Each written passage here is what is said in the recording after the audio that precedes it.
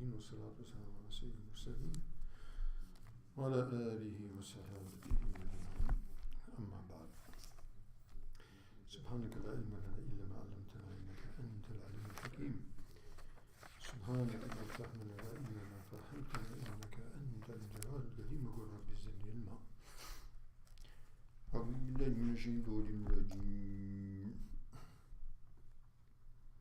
فما لكم في المنافقين فئتين والله أنكسهم بما كسبوا أتريدون أن تهدوا من أضل الله ومن يضلل الله فلن تجد له سبيلا ودوا لو تكفرون كما كفروا فتكونون سواء فلا تتخذوا منهم أولياء حتى يهاجروا في سبيل الله فإن تولوا فخذوهم واقتلوهم حيث وجدتموهم ولا تتخذوا منهم وليا ولا نصيرا إلا الذين يصلون إلى قوم بينكم وبينهم ميثاق أو جاءوكم حصلت صدورهم أن يقاتلوكم أو يقاتلوا قومهم ولو شاء الله لسلطهم عليكم فلقاتلوكم فإن اعتزلوكم فلم يقاتلوكم وألقوا إليكم السلم فما جعل الله لكم عليهم سبيلا ستجدون آخرين يريدون أن يأمنوكم ويأمنوا قومهم كلما ردوا إلى الفتنة أركسوا فيها فإن لم يعتزلوكم ويلقوا إليكم السلم ويكفوا أيديهم فخذوهم واقتلوهم حيث ثقفتموهم وأولئكم جعلنا لكم عليهم سلطانا مبينا صدق الله مولانا العظيم. If this appears to be a bit long because it's one mawdu', so we'll take as much of it as possible. It's all very closely related. So here Allah subhanahu wa ta'ala talks about the approach or the perspective of the people of Iman towards the people of Nifaq and identifying who they are. And of course this is dealt in other places as well. So here Allah subhanahu wa ta'ala mentions something to the effect that فَمَالَكُمْ فِي الْمُنَافِقِينَ What is it about you that you have become two parties regarding the people of Nifaq, the Munafiqeen? Whereas Allah arkasahum bima kasabu, Allah subhanahu wa ta'ala has reverted them, turned them back from whence they came.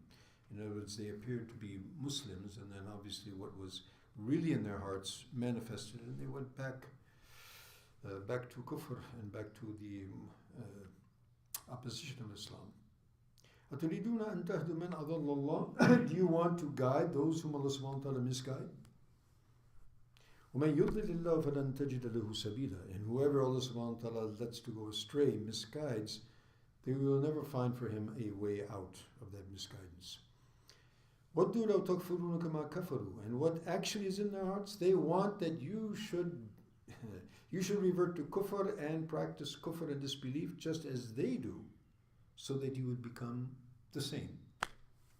This is the perspective or the mindset of the people of kufr, people of ma'asi, the people of wrong and injustice. They want to drag everybody down into the hole that they're in. They don't want to see anybody move ahead, but they want to bring everybody onto their platform, wherever it is that they're going, even though that the end result would be the fire of Jahannam. فَلَا تَتَّخِذُوا مِنْهُمْ أَوْلِيَاءَ So don't take among them allies and helpers حَتَّى يُهَاجِرُوا فِي سَبِيلِ اللَّهِ Until they actually perform hijrah and migrate in the path of Allah, which would be a true migration and remain consistent on that. Because actually this was revealed, part of some of the narrations that were mentioned here is that some of the Meccans came to Medina for whatever purpose and posed that they were Muslims, then reverted and said, no, we want to go back to Mecca for some business. And actually they returned apostates and returned back to Mecca and continued to remain with the people of Mecca on the enmity of the people of Islam. Allahu Akbar. So, until they actually perform hijrah and remain consistent thereon, and that would be a sign of their true iman, and that they were not actually munafiqs and have some ulterior motive. فَإِن تَوَلَّوْا فَخُذُوهُمْ وَاقْتُلُوهُمْ حَيْثُ وَجَدتُّمُوهُم. So if they turn back, and this happens to be their situation, and it becomes manifest that they have actually left Islam, and they have returned back to kufr, and have joined the forces of kufr, which are actually against Islam, and of course, at that particular time, there was a very severe battle and enmity between the two camps, and so this will be regarded, and actually it is manifest treachery and high treason. So what's the result? The result is catch them and kill them wherever you find them. This is the law of every land. High treason, the penalty is death. And similarly here in Islam. وَلَا تَتَّخِذُوا مِنْهُمْ وَلِيًّا وَلَا نَصِيرًا. And again emphasizing, do not take them as your helpers and your allies. إِلَى الَّذِينَ يَصِلُونَ. Now there's an exception to this rule. إِلَى الَّذِينَ يَصِلُونَ إِلَى قَوْمٍ بَيْنِكُمْ بَيْنُهُمْ مِيثَاقٌ. Now, suppose such type of individuals take refuge with a people who, between you and between them, is a pact. And in Islam, we honor our pacts with everyone, even our enemies. And even if we're going to go against that pact, we have to announce to them. There's no treachery in Islam, no khiyana. So if such people, take refuge with such people, we cannot attack those people whom we have a pact with. So leave them. Let them be.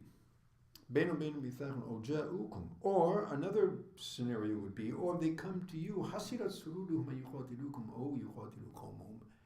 and they cannot find it in their hearts, they just can't, reconcile fighting with you any longer, or fighting with their people, and so they kind of come to reconcile with you. So whenever people come towards the people of Islam and the authorities with reconciliation, we accept that. We're not here to kill people and to take away lives and send people to Jahannam. We are here to be a mercy for mankind as far as that's possible. So if they come to us, again, in repentance, and they want to actually have a peace pact, then yes, we're all for that. وَلَوْ شَاءَ اللَّهُ لَسَلَّطُهُمْ. And had Allah subhanahu wa ta'ala wanted, rather than coming to you and seeking a pact or a truce, Allah subhanahu wa ta'ala could have sent them upon you as a fighting force, and they would have fought with you. فَنِيَعْتَزِلُوكُمْ. So if they remain aloof from fighting with you and fighting along with those and helping those who fight you, فَلَمْ يُقَاتِلُوكُمْ. And they don't fight with you. وَأَلْقَوْا إِلَيْكُمُ السَّلَامَ. And the wording is so beautiful. وَأَلْقَوْا. They just throw in front of you their surrender. In other words, they really manifest the fact that they are not going to fight with you and that they have surrendered and accept your authority. فَمَا جَعَلَ اللَّهُ لَكُمْ عَلَيْهِمْ سَبِيلًا. So Allah subhanahu wa ta'ala has not given you any way to approach them and accost them and with any retribution. However, سَتَجِدُونَ آخَرِينَ يُرِيدُونَ أَن يَأْمَنُوكُمْ وَيَأْمَنُوا قَوْمَهُم. You'll find another kind of people. These are really treacherous people. They come to you, we want to have, good relations with you, but at the same time they want to remain in good relations with the people of Kufr.